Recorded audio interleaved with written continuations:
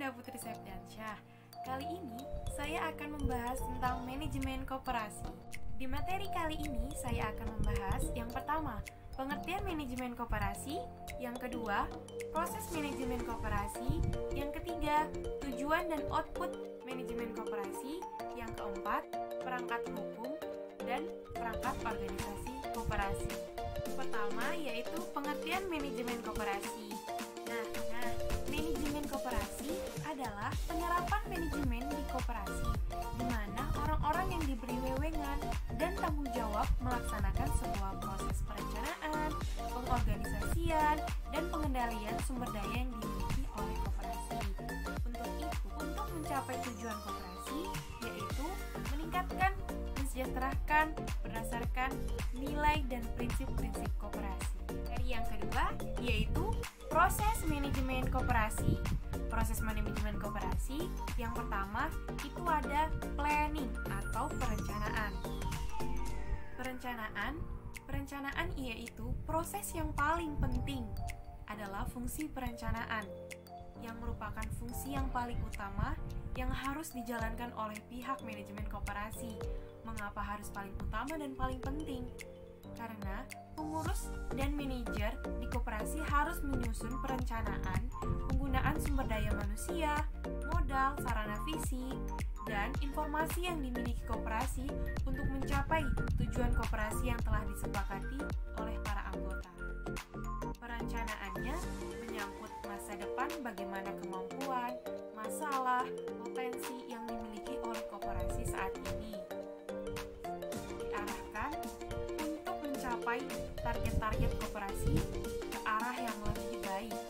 Karena sebelum menyusun perencanaan ini, pengurus dan manajer koperasi harus melakukan identifikasi dan evaluasi terlebih dahulu apa yang diinginkan oleh anggota dan yang belum terpenuhi oleh koperasi, bagaimana kemampuan permodalan koperasi, termasuk juga situasi persaingan usaha di lingkungan koperasi juga harus diperhitungkan. Langkah-langkah proses perencanaan yang dapat dilakukan oleh pengurus dan manajemen koperasi itu ada 6 langkah. Yang pertama, pengurus bersama manajer harus menyusun rencana strategis dan taktis baik untuk jangka panjang maupun jangka pendek.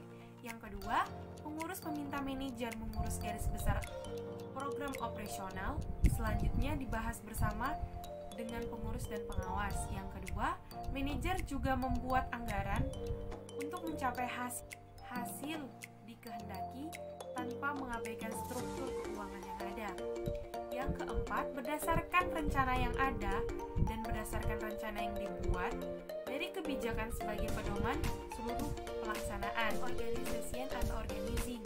Organizing merupakan perencanaan pemeliharaan sistem, peran, atau proses pengaturan dan pengalokasian kerja, wewenang, dan sumber daya di kalangan anggota organisasi dalam upaya mencapai tujuan organisasi secara efektif dan efisien.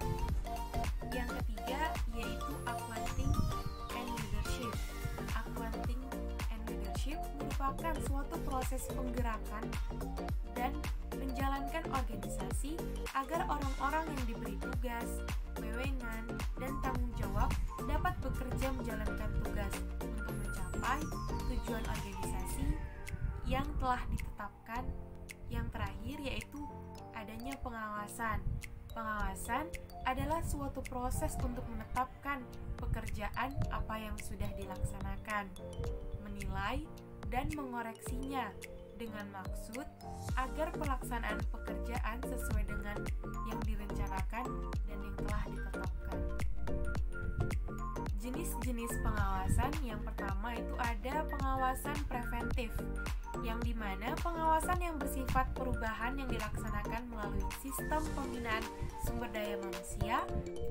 Output manajemen koperasi berarti membangun, mendukung, dan menghargai anggota berdasarkan asas kepercayaan dan saling membantu. Ada 2 output dan tujuan. Yang pertama, koperasi berdiri sebagai perusahaan, dan yang kedua, koperasi hadir sebagai lembaga sosial dan ekonomi. Perangkat hukum koperasi. Perangkat hukum koperasi itu terbagi menjadi dua, yaitu ada eksternal dan ada internal. Perangkat hukum eksternal itu diatur oleh Undang-Undang Nomor 25/1992. Yang kedua, peraturan pemerintah. Yang ketiga, keputusan menteri. Yang keempat, perda yang dihubungkan dengan koperasi. Jadi, pihak manajemen koperasi tidak dapat menghindari dari ketentuan perundang-undangan yang berlaku, melainkan harus dijadikan faktor untuk pendorong bagi pengembangan koperasi. Yang kedua yaitu perangkat hukum internal. Perangkat hukum internal terbagi menjadi dua, yaitu anggaran dasar dan anggaran rumah tangga, di mana pihak manajemen dapat melakukan dan menyesuaikan sedemikian rupa sesuai dengan keputusan rapat anggota yang diatur dalam ARD atau ART. Yang pertama itu ada daftar nama pendiri, nama dan tempat kedudukan koperasi. Yang ketiga, maksud dan tujuan serta bidang usaha koperasi. Organisasi koperasi. Yang pertama itu ada rapat anggota, menetapkan anggaran dasar koperasi, kebijakan umum bidang organisasi, manajemen dan usaha koperasi, pemilihan, pengangkatan serta pemberhentian pengurus dan pengawas, rencana kerja anggaran, pendapatan dan pembelanjaan, pengesahan dan penolakan laporan keuangan, pengesahan dan penolakan laporan tanggung jawab pengurus dalam pelaksanaan tugasnya, pembagian SHU, dan penggabungan, peleburan, pembagian, dan pembubaran koperasi, keuangan dan inventaris secara tertib, memelihara daftar buku anggota dan pengurus. Pengurus dipilih oleh anggota dalam rapat anggota dan masa jabatan paling lama 5 tahun. Wewengan pengurus yaitu mewakili koperasi di dalam dan di luar pengadilan, memutuskan penerimaan dan penolakan anggota baru serta pemberhentian anggota, mengangkat pengelola dan melakukan tindakan dan upaya bagi kepentingan koperasi. Yang ketiga itu ada pengawas. Pengawasan bertugas yang pertama melakukan pengawasan terhadap pelaksanaan kebijakan dan pengelolaan koperasi. Yang kedua membuat laporan tertulis tentang hasil pengawasannya. Yang ketiga pengawasannya harus merahasiakan hasil pengawasan terhadap pihak ketiga. Pengawas dipilih oleh anggota dalam rapat anggota dan pengawas bertanggung jawab terhadap rapat anggota. Wewengan pengawas yaitu meneliti catatan yang ada di koperasi dan mendapatkan segala keterangan yang diperlukan. Sekian dari penjelasan saya tentang manajemen koperasi. Kurang lebihnya mohon maaf. Wassalamualaikum warahmatullahi wabarakatuh. Dadah.